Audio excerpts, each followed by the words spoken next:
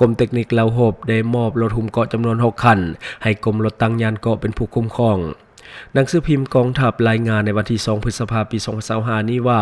กรมเทคนิคลาวโฮบกรมใหญ่เทคนิคกองทัพได้จัดตั้งพิธีมอบรับรถหุ้มเกาะจำนวน6คันให้กรมรถตั้งยานเกาะกรมใหญ่เสนาธิการกองทัพหลังจากบรบัตรซ่อมแปลงเปลี่ยนถ่ายสำเร็จมอบโดยสหายพันเอกดาวรพรหมวงศ์หัวหน้ากรมเทคนิคลาวโฮบและสหายพันเอกผู้เวียงสอนสมใจ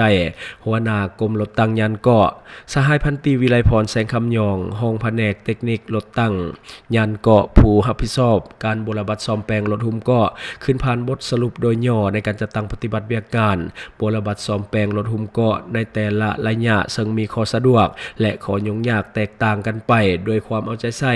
ใกล้ชิดติดแทนและการชี้นำจากคันถึงจึงเหตุให้การจัดตั้งปฏิบัติหน้าที่เวียกงานสำเร็จตามคาดหมายในการจัดตั้งปฏิบัติมอบรถในครั้งนี้อิงตามคำสั่งของกรมใหญ่เสนาธิการกองทัพว่าโดยการถอนรถหุ้มเกาะที่เป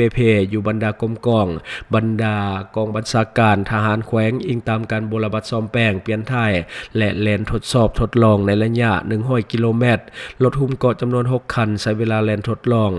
จำนวน2ระยะเห็นว่าได้รับผลดีและสามารถสู้รบได้ดังนั้นจึงได้มอบรถหุ้มเกาะจำนวน6คันให้กับกรมรถตั้งยานเกาะเป็นผู้นำใช้เก็บเมียนรักษาเข้าประจำการเกียมพร้อมสู้รบและนำใช้หำเหียนหัดแอบอันนี้ก็คือในของข่าวที่ได้มาจากหนังสือพิมพ์กองทัพที่ว่าเพิ่นได้รายงานในวันที่2พฤษภาคมปี2025นี้เนาะก็คือการมอบรับรถตั้งเนาะหรือว่ารถตั้งรถสารรถหุ้มเกาะที่ใช้สำหรับการสู้รบเนาะก็คือเพิ่นได้มีการบรบัตรรักษาแล้วก็มีการซ่อมแปลงตามระยะของแต่ละช่วงเนาะซึ่งว่าจะมีกำหนดในการซ่อมแปลงหรือว่าบำรุงรักษาเนาะในแต่ละปีซึ่งว่าหลายคนเห็นแล้วก็ตกใจว่าเพิ่นเอาออกมาเฮ็ดหยังที่จริงเพิ่นคือเอามามอบเนาะก็คือมาซ่อมแปลงแล้วก็มีการมอบคืนไปประจำการเกียมพร้อมสู้รบหากว่ามันมีเหตุการณ์ฉุกเฉินหรือว่ามีความจำเป็นต้องใช้เนาะอันนี้ก็บ่ให้แตกตื่นจงอ่านเนื้อในข่าวให้มันละเอียดก่อนเนาะเพราะว่าการที่เบิ่งแต่ภาพนี่บางทีก็สิตกใจว่าเพิ่นเอารถอันนี้ออกมาเฮ็ดหยังเนาะอันนี้สำหรับประชาชนหลายคนก็ได้เข้าไปคอมเมนต์ตกอกตกใจว่าบ้านเฮามันมีเหตุการณ์หยังบ่จริงว่าเอารถอันนี้ออกมาแต่ความเป็นจริงก็คือเพิ่นเอามา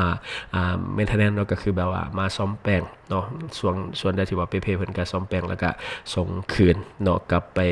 เก็บแล้วก็ประจำการเกียมพร้อมสู้รบถ้าหากว่ามันมีเหตุการณ์ความบ่สงบเกิดขึ้นเนาะอันนี้ก็คือข่าวที่เฮาเก็บมาเล่าสู่ท่านผู้ชมได้ฟังขอขอบใจ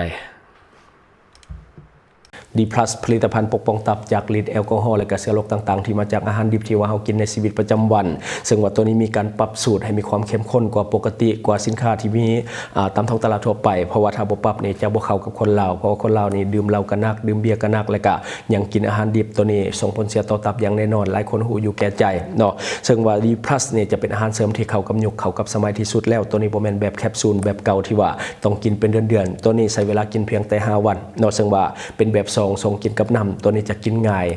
มีกลิ่นหอมมีรสชาติดีเนาะแล้วก็คล้ายๆกับน้ำมักไหม้เนาะและที่สำคัญก็คือปลอดภัยเพราะว่าสินค้าของเรามีทั้งอย.และก็ได้มาตรฐานอื่นๆที่จำเป็นในเรื่องของการผลิตฉะนั้นรับประกันเรื่องของความปลอดภัยและที่สำคัญกว่านั้นเหมาะกับสายดื่มคนที่ว่ามักดื่มนักๆบ่เลือกวันบ่เลือกเวลาแล้วก็กินสอดแจ้งแน่นอนท่านจะรู้สึกทันทีหลังจากที่กินต่อเนื่องเนาะก็คือรู้สึกอ่อนเพลียอันนี้ก็คือสิ่งที่ว่ามันเกิดขึ้นกับตับก็คือตับเฮ็ดเวียกหนักส่งผลให้ท่านอยากนอนง่วงอยู่ตลอดไปเฮ็ดเวียกก็บ่ได้แล้วก็มีอาการเมาข้างแต่ถ้าทานกินตัวนี้ใส่ก่อน15นาทีแล้วก็ดื่มปกติเนาะนี่จะเฮ็ดให้ทานรู้สึกสดชื่นหลังจากที่ดื่มดีแท้ก็คือก่อนที่จะดื่มกินตัวนี้ใส่เนาะก็คือ15นาทีแล้วก็กินเหล้ากินเบียร์ได้ปกติก่อนที่เฮาจะนอนหรือว่าเลิกงานสังสรรค์แล้วเฮาก็กินใส่อีกซองนึงตื่นเช้ามาก็จะรู้สึกสดชื่นเนาะกระปรี้กระเป๋าตัวนี้จะช่วยแก้อาการเมาค้างได้ดีสำหรับทานได้ที่ว่าดื่มหนักๆเนาะแล้วก็ทานที่ว่า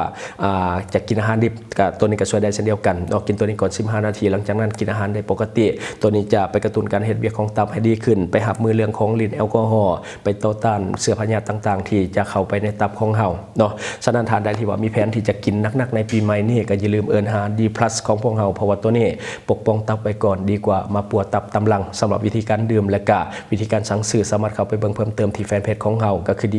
Laos